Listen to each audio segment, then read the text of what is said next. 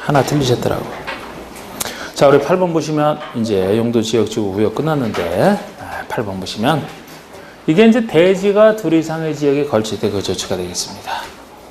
자, 여러분 이 얘기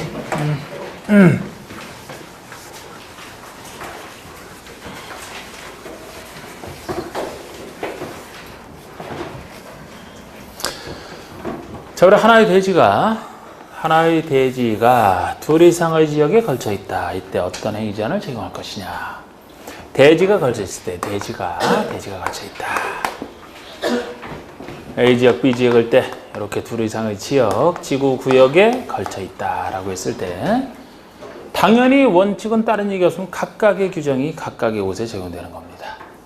우리가 예외를 인정하는 것이 어느 부분이 330제곱미터 이하인 부분이 있다. 330제곱미터 이하인 부분이 걸쳐 있을 때는 도로변에 띠마로 걸쳐 있는 상업지일 때는 660 이하인 부분이 걸쳐 있을 때는 둘로 나눠서 건필과 용적률이냐, 건필과 용적률이 아닌 기타 건축 제한이냐 이렇게 둘로 나눠서요.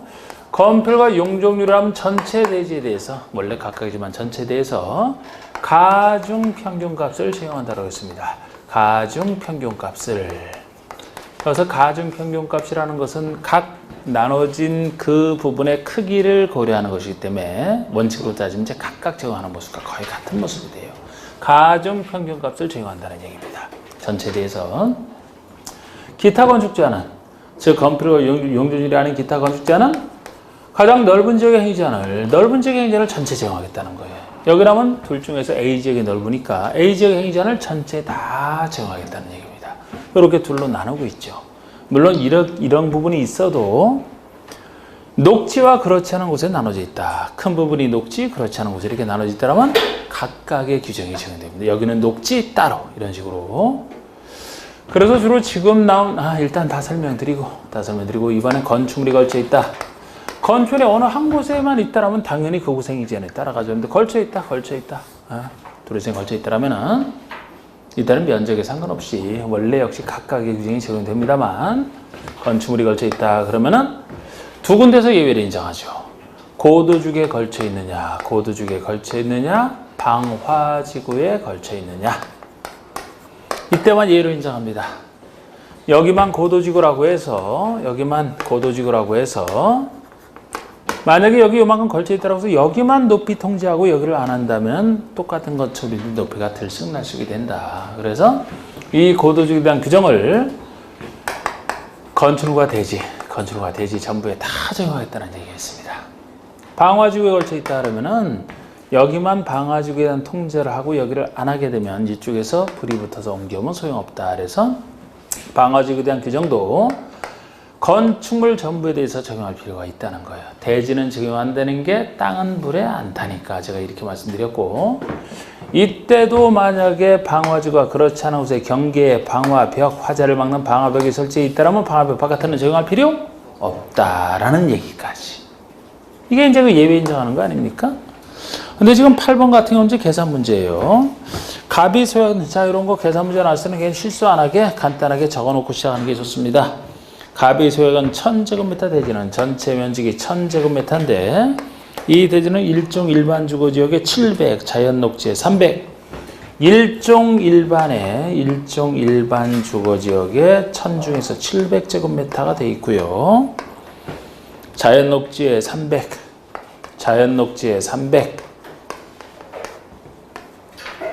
300제곱미터 걸쳐 있다. 갑이 대지에 건축할 수 있는 최대 연면적이 1700일 때 여기에 할 수 있는 최대 연면적이 1700이에요. 최대 연면적이 1700제곱미터일 때 A시 조례에서 정하고 있는 자연녹지지역의 최대 용적률은 얼마냐. 여기 자연녹지의 최대 용적률이 얼마냐 이것이 묻는 것이고, 괄호 속의 얘기에서는 일종 일반의 용적률은 200%다. 일종 일반의 용적률은 요거는 200%라고 가정이 돼 있어요. 그럼 요것이 얼마냐 하는 겁니다. 요것이 얼마냐 하는 거예요. 제가 여러분 여기 건폐공률이 가중평균값을 정한다는 얘기는 이것이 녹지가 끼어 있어도 원래 각각이고 이게 각각의 모습이기 때문에 이것이 없어도 각각이고 그렇기 때문에 항상 요거를 쓴다는 얘기는 계산 문제에서 바로 쓰는 게 요거지 않습니까? 만약에 건축 면적 구하려면 대지에다가 건폐를 곱해야 건축 면적이 나오고 연면적을 구하려면 대지에다가 용적률을 곱해야 나오는 건데 이 계산 문제 할 때는 결국 국회법에서는 330 이해한 부분이 있다 없다 따질 필요도 없고 녹지가 끼어있다 안 끼어있다 따질 필요도 없어요. 어느 경우나 다 똑같아요. 지금 여기서는 건축 연면적을 구하려면 이쪽에 연면적 구하고 이쪽에 연면적 구해서 더해주면 끝입니다. 건폐율은 이쪽에 건축 면적 이쪽에 건축 면적 구해서 더해주면 끝이에요. 어느 경우나 똑같다 그랬잖아. 국계법에서는 이 모습이기 때문에 그렇습니다. 그러면 지금 여기서 구하라는 게 이건데요. 이렇게 놓고 보시면은 보통 연면적 구하라는 그대로 다 구해서 더해주면 되는데 여기서 연면적을 주어놓고 요걸 묻고 있어요. 똑같은 얘기예요. 그럼 연면적 1700이 됐다는 얘기는 전체 연면적이 1700이 됐다는 얘기는 이쪽의 연면적과 이쪽의 연면적을 구해서 더해진 모습이 되죠? 그럼 이쪽의 연면적은 얼마예요? 이쪽의 연면적은 700 곱하기 2 이런 걸 직접 이렇게 써놔야 헷갈림이 없단 말이에요. 700 곱하기 2 1400이 됩니다. 여기가 1400이 됐다는 얘기는 이쪽의 연면적은 얼마라는 얘기예요? 1700 빼기 1400 300이 되는 겁니다. 이렇게 나왔다면 이거 구할 수 있잖아. 모르는 게 x라면은 지금 여기 연면적은 여기 대지면적 곱하기 x 대지면적 곱하기 용적률을 곱해줄 때 300이 나왔다는 얘기니까 300x는 300 x는 1 1이라는 것은 100%를 얘기하는 거지. 1이 100%잖아. 그럼 답이 1번이 되는.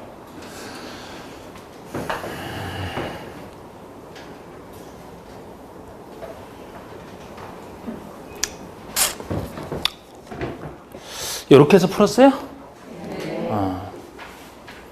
그냥 우리 배웠던 자연 녹지적의 용적률 최대한도를 해가지고 푼 사람도 있더라고.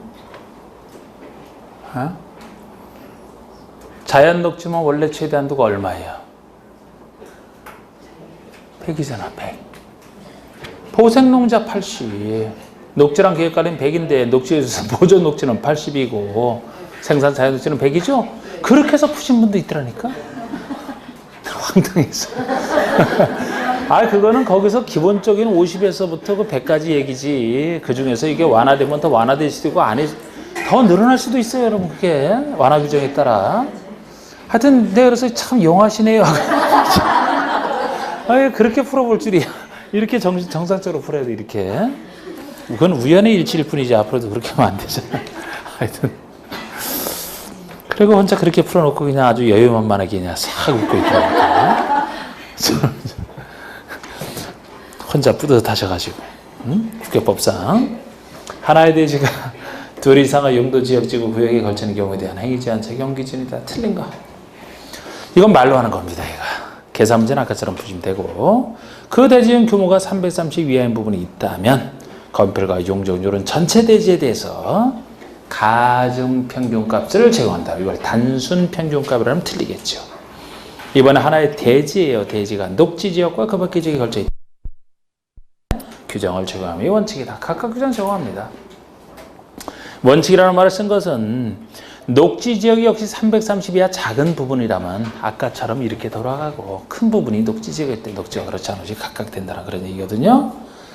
3번에 하나의 건축물이 고도주기에 걸쳐 있다. 건축물이 걸쳐 있을 때 대지가 아니고 이건 건축물 얘기죠. 고도주기에 걸쳐 있다면 그 건축물이 대지 전부에 대해서 건축물과 대지 전부에 대해서 고도주간의 건축물 및 대지에 대한 규정을 적용한다. 예외 규정입니다.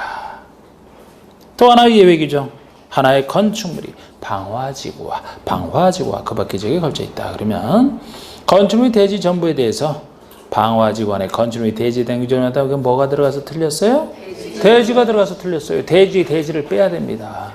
사실 방화지구에 대한 규정은 건축물 통제하는 것밖에 없어요. 대지에 대한 규정 자체가 없습니다. 위 사의 경우 경계가 방화벽으로 구획이 되어 있다 그러면 그 밖에 부분 바깥에는 방화지구나 건축물에 대한 규정을 적용하지 않는다. 맞고요. 이 건축물에 대한 녹지지역의 건축물이라도 지금 건축물에 대한 규정은 똑같이 씁니다. 대지가 녹지지역에 끼 있을 때 각각이 되는 것이지. 그리고 제가 지금 이 얘기한 것은 국계법에서 얘기하는 거. 국계법에서. 나중에 건축법에서도 건축법에 관련된 규정 적용할 때 비슷한 규정 있죠? 건축법에서도. 건축법에서는 차이점이 요거 332 할 때 요렇게 하는 거. 안 써요. 건축법에서는. 과반, 반이 넘는 부분이 있으면 그 반이 넘는 부분에 대한 행위제한을 전체 적용한다라고. 그건 건축법 특징이지. 거기서도 녹지가 계속 각각 이런 거 똑같고 여기도 이런 규정 똑같고 해요. 나중에 건축법에서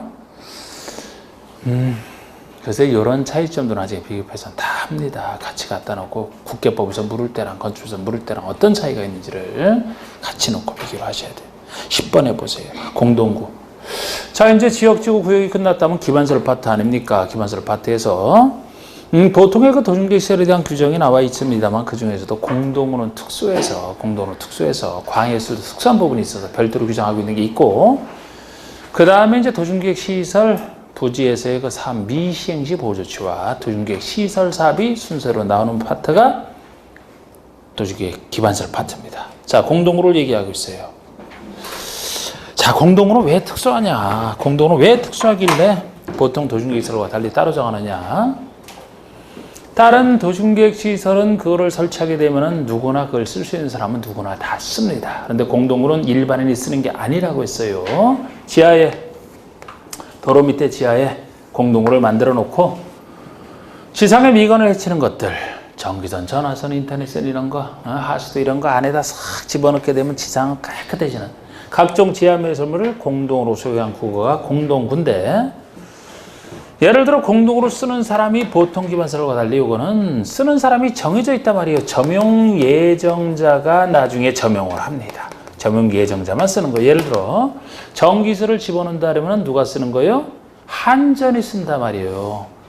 가스 시설을 집어넣는다 하려면 가스 안전공사가 쓸 것이고 인터넷선 이런 거 집어넣는다는 통신회사가 쓸 거지 여러분들 개인이 쓰는 게 아니란 말이에요. 그래서 바로 이렇게 점용 예정자가 따로 정해져 있는 이런 특수성 때문에 따로 별도로 인정한다고 했어요. 그래서 뭐 하나하나 이제 보시면 되는데 바로 이런 특성 때문에 시행자가 공동으로 설치하는 공사를 완료했다 하려면 예를 들어 도로 건설을 완료했다면 도로 건설 끝났으면 끝난 겁니다. 도로 쓰고 싶으면 누구나 쓰면 돼. 근데 여기는 그렇게 할 수가 없어요. 시행자가 완료를 했다면 쓸 사람에게 이제 내가 공사 끝냈으니까 당신은 언제까지 여기다가 이제 조명하는 공사를 해야 된다. 알려줘야 되죠? 네. 그럼 이 사람이 조명 공사기 때문에 조명하는 공사를 하게 돼 있죠? 그런 얘기도 나오고 원래 공동구 설치에 들어가는 비용은 시행자가 내는 게 원칙입니다만 이건 시행자가 혼자 내서는 안 되죠. 쓸 사람이 따로 정해져 있으니까 특수한 사람이 써야 되니까 시행자와 점용 예정자가 설치 비용을 공동 부담하고 설치 비용만 시행자가 혼자 낼 것을 공동 부담하지 그건 크게 중요한 건 아니지만 그죠? 설치 비용 내고 나서 나머지 관리 비용, 사용료 이런 거는 다 이 사람이 낸다고. 이 사람이 낸다고 다. 이런 특수성이 있어서 그래요. 그리고 여기랑 관련해서 이제 공동구 관련해서는 원래 공동도 기반설의 한 종류이기 때문에 필요한 경우에 설치하는 거예요. 필요 없으면 설치 안 해도 되는 건데 일정한 뭐 도시개발사업, 정비사업, 사업 등으로서 규모가 상당히 크다. 그러면 의무적으로 설치해야 되는 것도 특수하죠? 의무적으로 설치해야 되는 거? 규모 얼마 이상? 200만. 공포에서 나오는 게 제일 큰 게 330만인데 200만 제곱미터를 갖고 크다 얘기해서 설치 의무화 관련해서 200만 나오는 거 여기밖에 없어요. 공동구, 그리고 공동구 안전주지 관리계획이 5년마다 수립한다. 그것도 좀 특이하고요. 가장 기본으로 여기에 공동구가 설치되면 여기에 집어넣어야 돼. 웬만한 거. 지상을 깨끗하게 만들어야 되니까 집어넣어야 됩니다. 웬만한 건 다 수용돼야 되는데 꼭 수용하지 않고 공동구 협의의 심의를 거쳐 수용해도 되고 안 해도 되고 수용할 수 있는 거 두 가지를 구별해줘야 돼요. 위험해서 꼭 설치하는 거 아니고 신중하게 하라. 뭐예요? 가스관과 하수도 관조. 가스 터질까 봐. 하수도 오염 문제 때문에. 그 두 가지는 임의적 수용이다. 그러면 거의 지금 핵심은 다 했죠 벌써? 이렇게 잠깐 얘기로.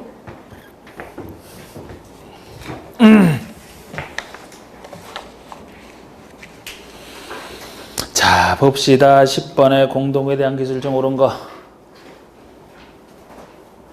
자, 시행자는 공사를 완료한 후에 그 시행자 공사를 다 끝냈어요. 그럼 지체 없이 점용 공사기한 등을 점용하는 공사기한 등을 특광시장우석에 통지하라. 특광우석에 알려라. 어떻게? 특강시 점용 예정자에게 알려라 그래야 되지. 점용 예정자에게 알려줘야 그 사람이 점용공사에 또는 이제 점용공사를 해야 되겠죠. 특강시장소에게 왜 알려주는데 뭐 특강시장소가 어떻게 뭐 하라고? 점용 예정자에게 알려줘야 되죠. 자, 이번에 정비계 100만 제곱미터를 초과하는 경우는 해당 시행자는 공동으로 설치해야 된다. 200만 초과 시 3번에 공도를 제외하거나 사용하려면 누구나 공도 관리자가 누구나가 아니죠? 설치 비용을 안 낸 자가 쓸 때만이에요. 우리 원래 설치 비용은 시행자와 예정자가 공동으로 부담한다고 했는데 설치 비용 낸 사람이 쓸 때는 당연히 허가받을 필요 없어요. 그런데 설치 비용 안 낸 사람이 쓸 때는 써도 되는지 허가받아라. 설치 비용 미납자 누구나가 틀렸습니다. 4번에 공동호 관리에서 드는 비용, 관리 비용이죠. 관리 비용도 공동호 관리자인 특광시장소가 부담하는 게 아니에요. 관리자는 특광시장소 맞아요. 우리 기반설과 관련된 건 다 도시군기획시설, 도시군 특광시설에 관련되어 있기 때문에 행정처라면 특광시장소로 등장하는데 관리자는 특광시장소이지만 관리자가 낼 것 같은데 비용 안 냅니다. 점용 예정자, 이제 점용자, 사용자 이렇게 보셔도 되죠.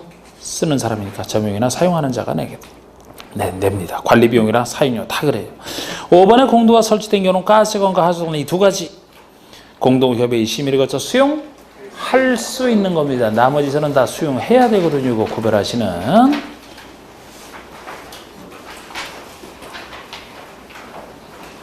공동에 대해서는 이렇게 냈지만 공동에 대한 문제 두 가지가 이 안에 다 있는 거예요. 이 안에 다 있는 거 두 가지가 다. 작년 문제도 이것만 맞췄고 그냥 맞췄고 그 전부터 훈련시키는 건데 11번에 자 이제 11번부터 나오는 게 어이구 요건 우리가 이제 여기서부터 언제 어디까지냐 이게 거의 대부분이네 그죠?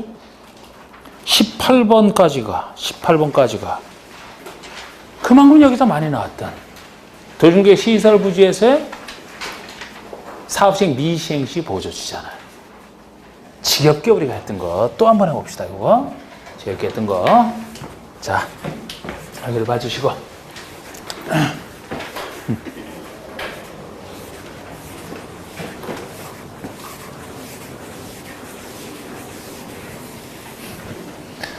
우리 써보셨어요? 여기랑? 저는 아까 계속 나오다가 여기 없어갖고서 오늘 빠졌나 그랬더니 그 옆에가 있네.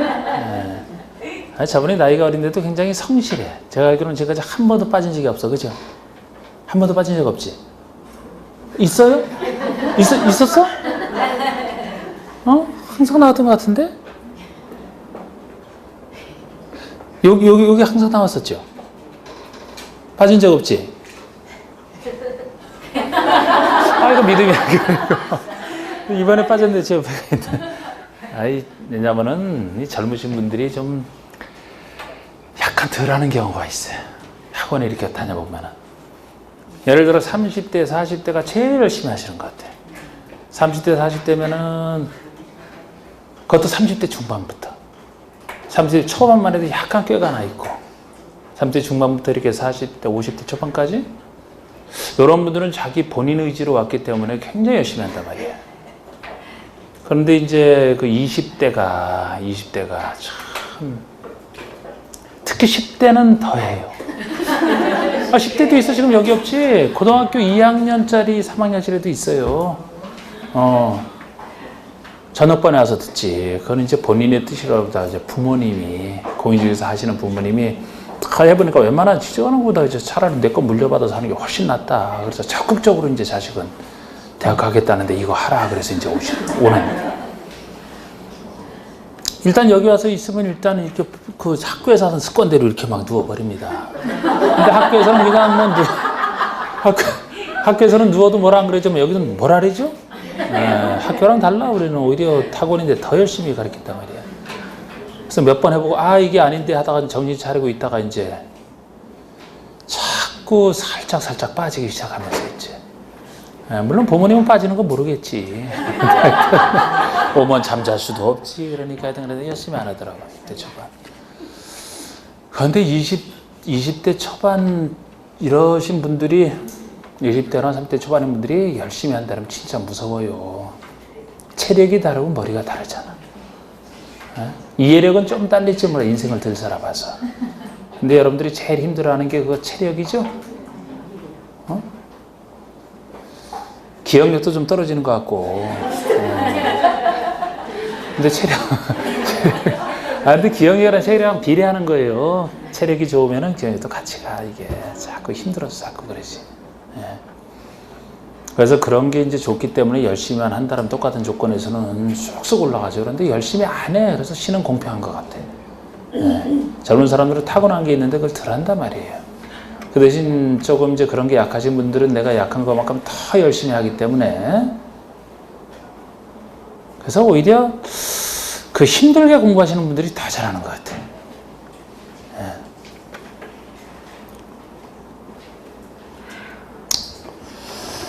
근데 하여튼 젊은 분인데 열심히 나와서 그랬는데 오늘 빠졌나 했더니만 계속 나온 줄 알았는데 한 번 빠졌단 말이에요? 한 번? 한두 번씩이나 돼? 이건 뭐 제가 출석 체크하는 게 아니라서 자 봅시다. 자 지금 보세요. 자 우리 도중계획시설 부지가 도중계획시설 결정이 이 땅에 이루어졌어요. 그러면 이제 도중계획시설 사업을 할 부지라고 이제 약칭을 했을 때 장차 도중계획시설이 설치가 돼야 되기 때문에 맨날 했던 얘기잖아.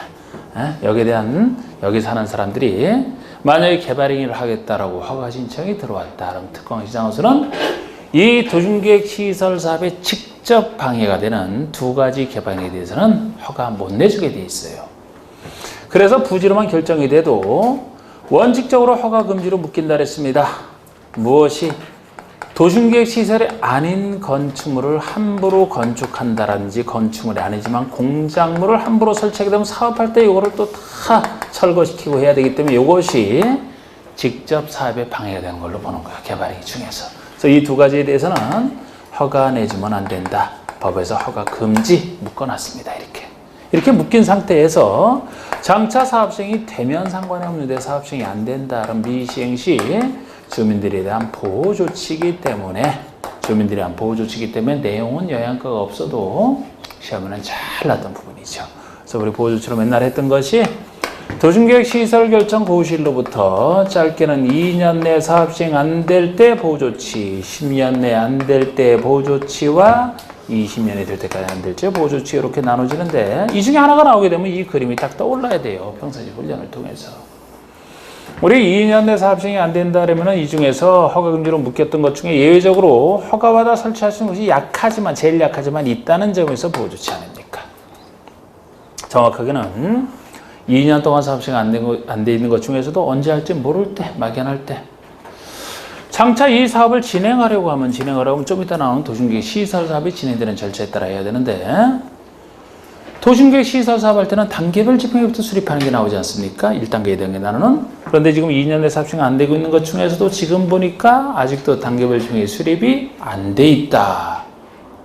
아니면 수립이 됐다 하더라도 1단계 집행계에 포함되어 있다면 3년 내 곧 시행할 것이니까 보호조치가 발동할 필요가 없어요. 곧 사업 시행이 되는데 1단계에 포함되어 있지 않았을 때, 2단계에 포함되어 있을 때, 아예 없거나 2단계에 포함되어 있을 때 그럼 한참 기다려야 되니까 그때 예외로 허가받을 수 있는 건 있는데 잠깐 쓰는 가설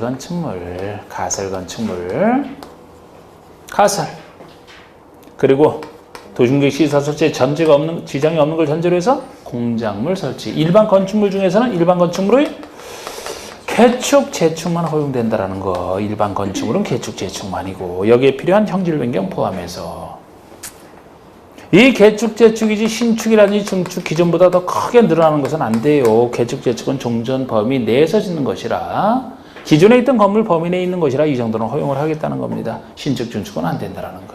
이건 가설일 뿐이고, 그죠? 이렇게 약해. 여기다가 이 가설건축 공작물 허가를 했다가 나중에 사업이 시행이 된다면은 요거는 이제 철거를 시켜야지만 되기 때문에 다른 데서는 뭐 철거동 원사에 뭘 할 수 있는 게 보통이지만 여기는 특별하게도 철거를 꼭 해야만 된다. 그래야 좀 공사할 수 있으니까. 철거 등 원세 목적 조치를 해야만 되는데 이때 철거할 때는 요거 설치해서 이익본 소유자 부담으로 사업 시행되기 3월 전까지 철거할 것을 이제 명해야만 됩니다. 그런 얘기들. 그리고 10년 동안 사업 시행이 안 되고 있을 때는 이제 대표적인 게 매수 청구. 이게 매수 청구가 제일 중요한 제도고 매수 청구고.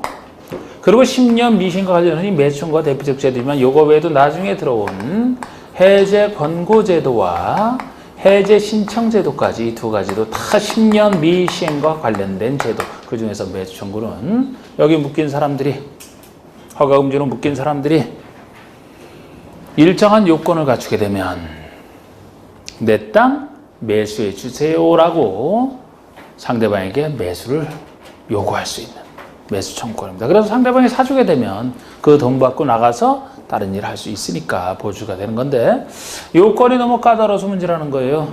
누가 누구에게 어떤 절차로 하느냐? 누가 매수 청구하죠? 10년 미시행, 굉장히 오랜 시간 동안 안 되고 있는 걸 전제로 하죠. 10년 미시행된 것 중에서도 지목이 28개 지목 중에 지목이 대인 토지의 소유자에게만 인정하는 거예요. 다른 토지 소유자는 매수 청구 못해요. 정확하게. 그런데 여러분 여기서 10년 내 사업시행이 안 되고 있으면 지금 매수 청구할 수 있다고 했는데 현재 10년 동안 사업시행은 안 되고 있지만 실식의 인가 등의 절차는 거쳤다라면 실식의 인가를 받아야 사업시행권을 딴다 그랬죠? 사업시행권은 땄는데 아직 사업시행이 안 되고 있을 뿐이야. 그러면 매수 청구할 수 있다 그랬어요? 없다 그랬어요? 없다. 핵심 사업시행권 땄으니까 이때는 사업이 시행되는 걸로 와서 매수 청구 못한다 했던 거. 지목이 대인 토지의 소유자가 매수 청구할 수 있다고 했는데 이 제목이 대인 토지에 별개의 건축물이나 정착물이 있다라면 이것도 함께 매수 청구 들어갈 수 있나요? 없나요? 있다. 그래야 전체를 팔아야 나갈 수 있으니까. 매수 청구 전에 그걸 정확히 보시면 돼요. 이런 사람이 누구에게 하느냐? 누구에게? 도시군에 관련된 건 다 특광시장 문수가 깔려 있지 않습니까? 여기에 관련된 행정처럼 다 특광시장 문수죠? 특광시장 문수에 매수 청구하면 돼. 특광시장 문수에게. 그런데 만약에 도심계획시설사업의 시행자가 정해져 있더라면 그 시행자에게 먼저 하는 것이고 예외적으로 법적으로 설치 관리할 의무가 있는 자가 있다라면 의무가 있는 자에게 매수 청구하면 되죠. 그런 자가 없을 때 이제 특권시장 소개 하는 것이고 그럼 매수 청구 받은 사람은 매수할 의무는 없다 그랬어요. 매수할 의무가 없고 절차 6월이냐? 그래서 매수 청구를 받은 사람은 매수 청구를 받은 때로부터 매수 여부, 매수 안 할 수도 있어요. 매수할지 말지를 매수 청구 받은 때로부터 6개월 내 매수 여부를 결정하여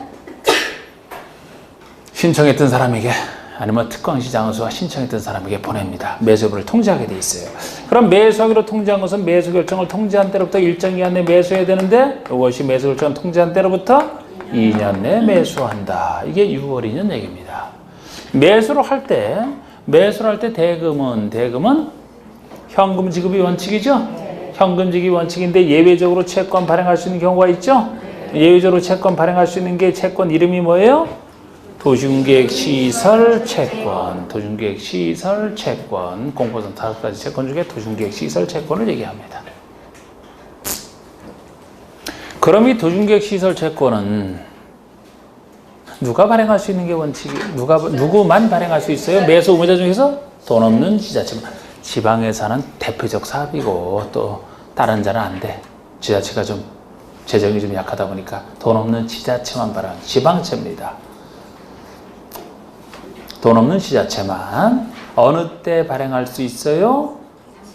이건 매입 의무가 없죠? 그래서 보통 매입 의무가 없는 것만 현금 받아 소유자가 원할 때는 당연하고 원하지 않아도 발행할 수 있는 특수한 경우가 있잖아. 원하지 않아도 발행할 수 있는 경우는 법에서 안 좋게 보는 토지, 부재부동산 소유자 토지나 비업무용 토지로서 매수대금이 얼마? 3천만 원 초과 시 3천만 원 현금으로 주고 초과하는 금액에 대해서만 지급할 수 있다. 이렇게 되어 있는 거예요.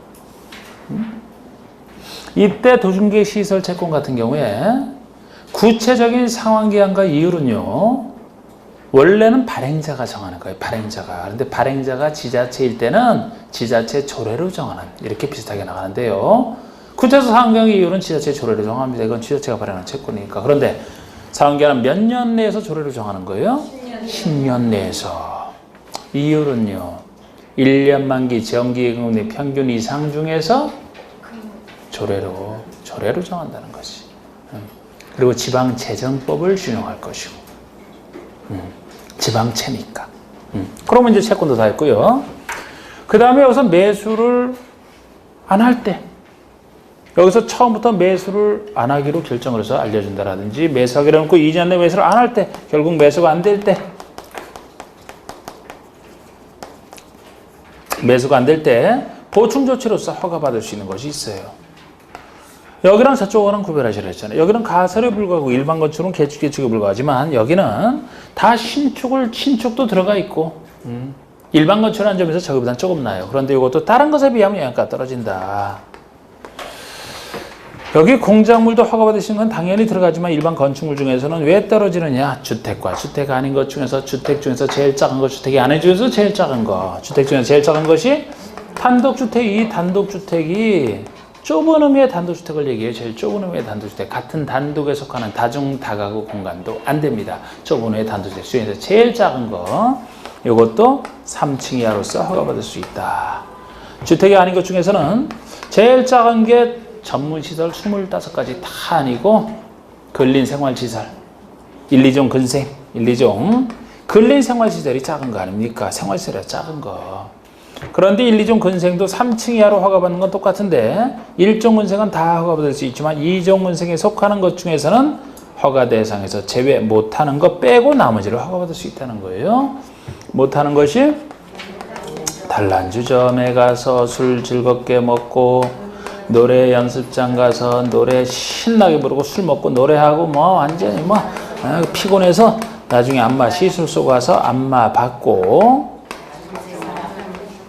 다중생활시설에 가서 옛 고시원 자는 거 안 된다 했던 거. 안마 시술 쏘고 간지 안마오는 돼요. 안마오는 일종 근생 아닙니까? 일종 근생은 다 허가받을 수 있잖아요. 이렇게 했던 거. 이게 기본 틀입니다.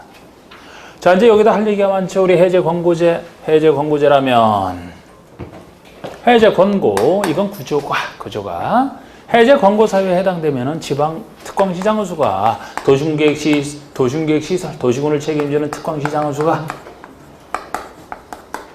지방의회에게 보고를 해야만 되고, 지방의회에게 특광시군의회에 보고를 해야만 되고, 이 보고받은 지방의회가 해제를 권고할 수 있는 이런 구조로 되어 있는 거예요.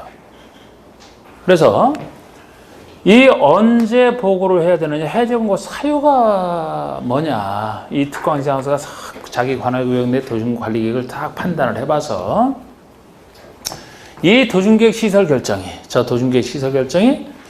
그때 결정할 때는 괜찮았는데 지금 와서 보니까 설치 필요성이 없어졌다고 판단하대요. 설치 필요성이 지금 없어질 수도 있잖아요. 그러면 이제 하는 거예요. 설치 필요성이 없다고 판단하든지 그 필요성 판단과 상관없이 무조건 10년 미시행과 관련돼 있다라면 필요성과 판단 없이 10년 동안 사업 시행이 안 되고 있으면 진짜 표령은 빨리 그 전에 했겠죠. 그래서 아예 설치 필요성이 없다고 판단하는 거 하나, 아니면 그 판단과 상관없이 10년 미시행되어 있는 걸 발견했다. 둘 중에 하나가 있게 되면 의무적으로 지방의회에 보고하게 돼 있어요. 지방의회에 보고하게 되면 지방의회가 해제를 보고했던 사람에게 특광시장에게 해제를 권고할 수 있는 거. 권고해도 되고 안 해도 되고. 본인이 해제는 못하죠. 해제는 항상 도심계획서를 결정한 사람이, 도심계획 시설이면 결정한 사람이 변경, 해제 다 그 사람이 한다 그랬잖아요. 결정권자가 해제하겠죠. 그래서 특광시장에서 해제를 권고할 수 있고, 만약에 권유를 하게 되면 이때 권고할 때 권고 사면을 보고받은 때는 90일 내보나. 근데 해보자. 90일 내 중요해 그게.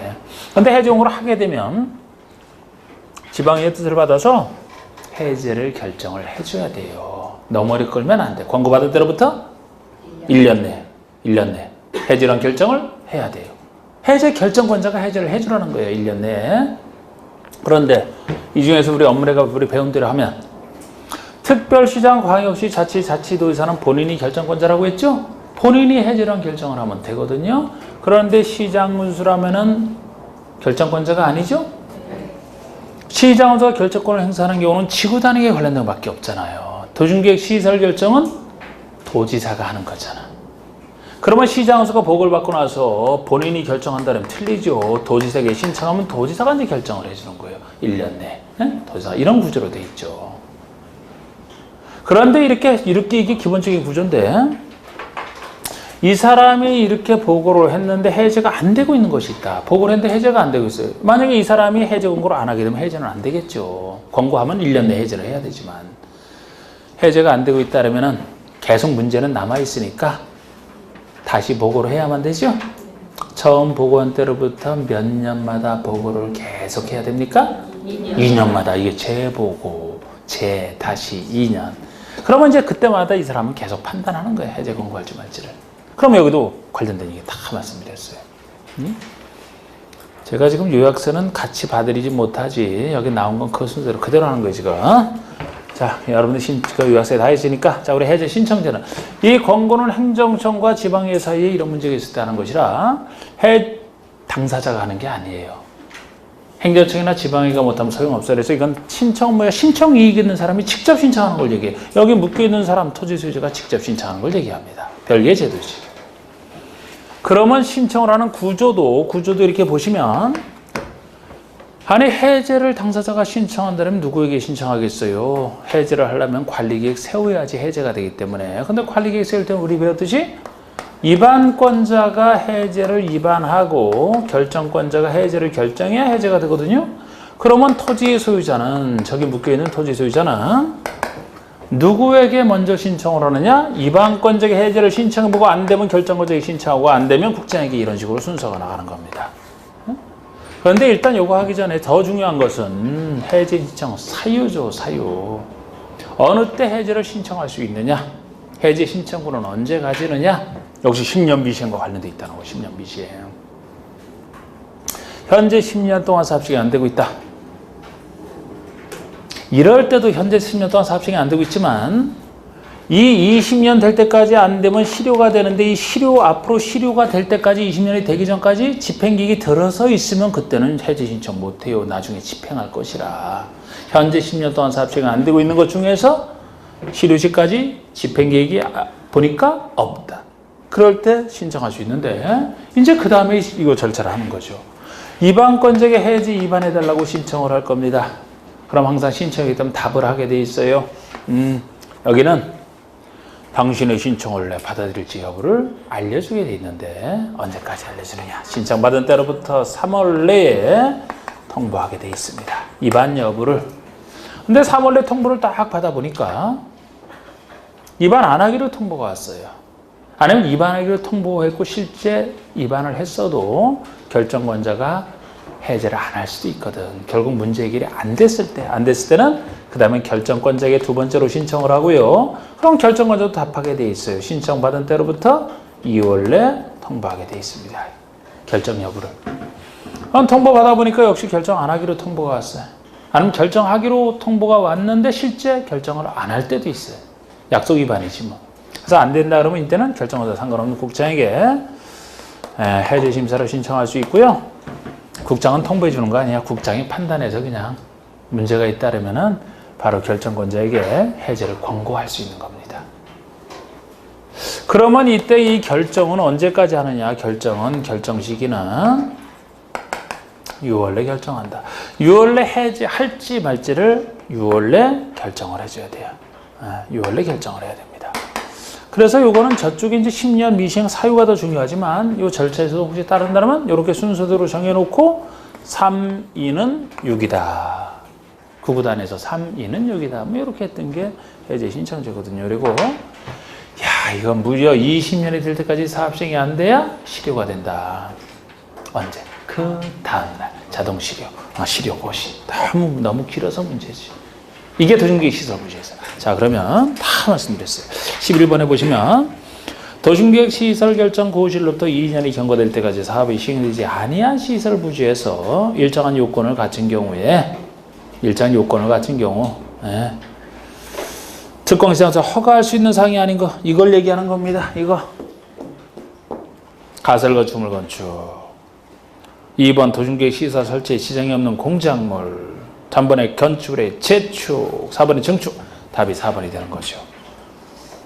5번은 개축에 필요한 부분에서 형질변경. 개축, 재축 돼요. 각각 여기에 따른 형질변경은 당연히 되고. 그러니까 신축, 중축은 안 된다 그랬잖아요.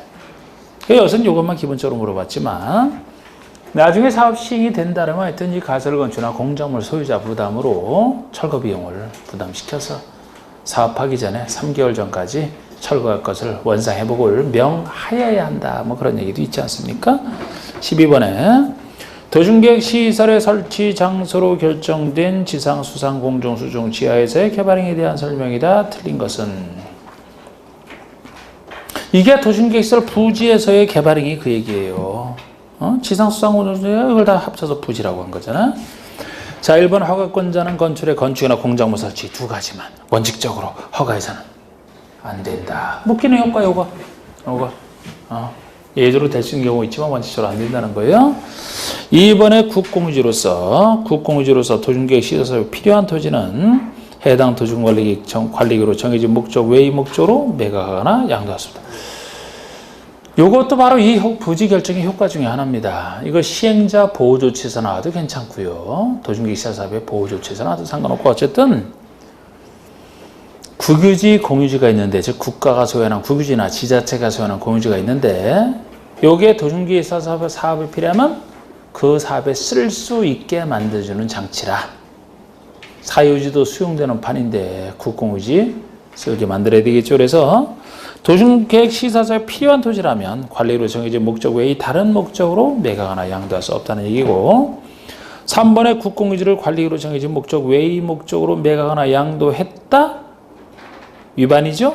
시행자는 이를 취소할 수 있는 게 아니고 무효로 합니다.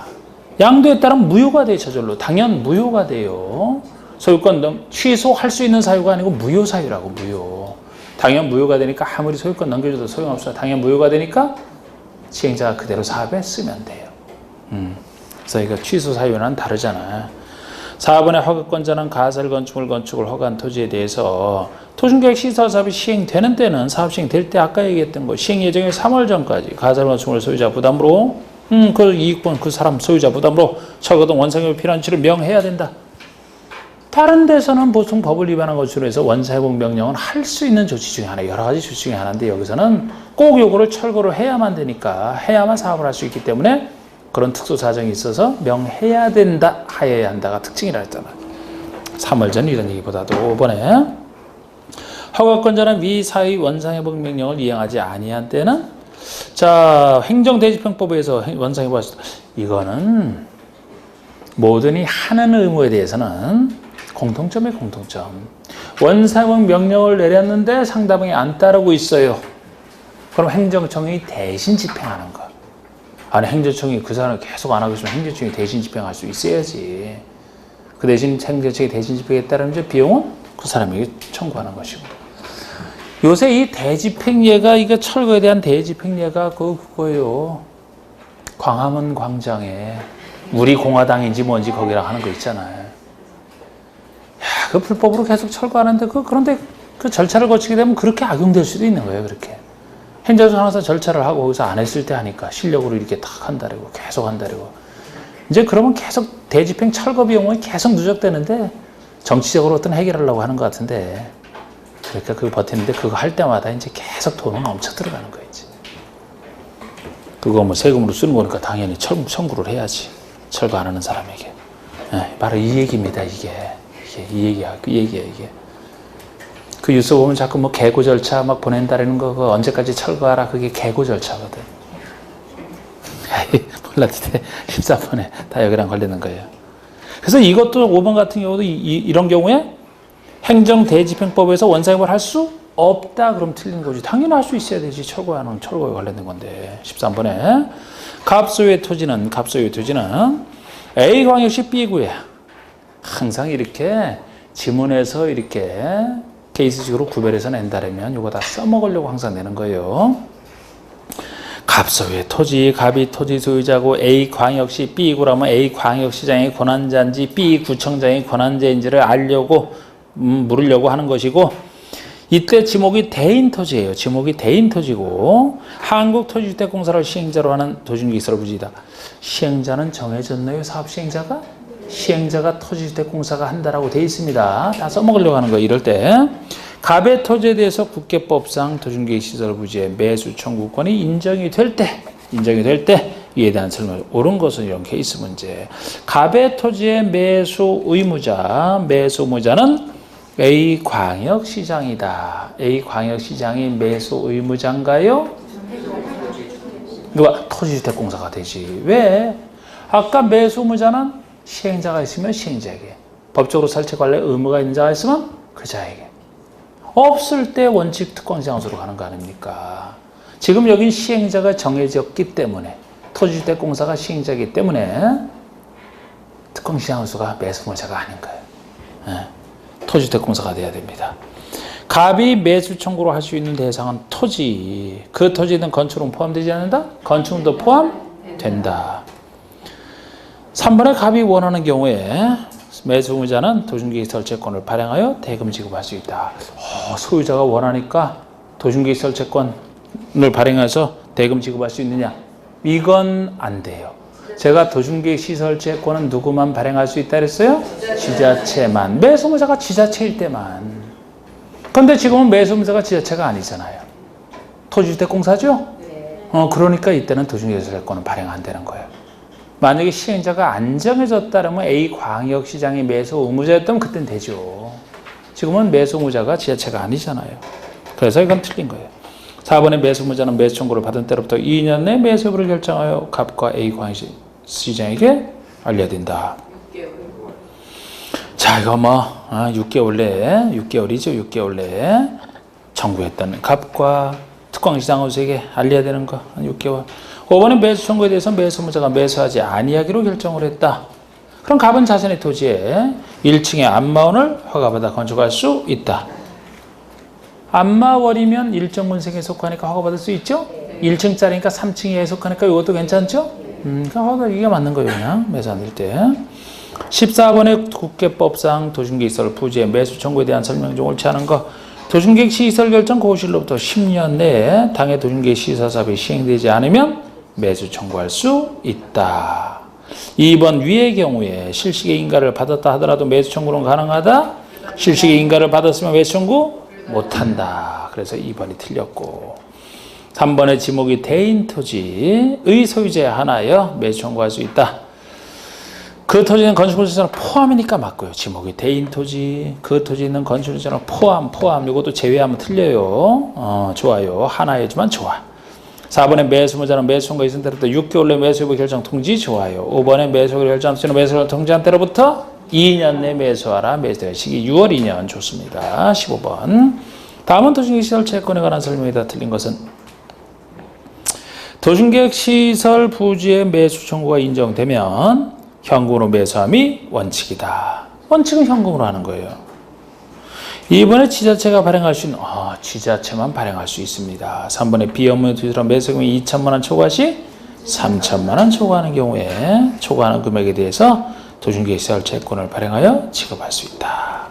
틀렸고 4번에 도중개시설 상환기간은 10년 내로 하되 이율은 1년 만기 정기금리 평균 이상이어야 된다. 5번에 구체적 상환기간 이율은 특권식은 조례. 지자체가 발행할 때는 지자체 조례로 합니다. 다른 것은 발행자지만 16번에 국계법령상 도중개시 사업이 10년이 지나도록 시행되지 아니하는 경우로서 매수를 청구했는데 매수 결정을 날린 때로부터 2년이 지날 때까지 매수를 안 할 때 허가받아 설치할 수 있는 것이 아닌 것. 결국 이거죠. 매수 안 될 때 허가. 매수 안 될 때 허가받을 수 있는 것이 아닌 것. 모두 3층에를 전제로 해서 노래연습장.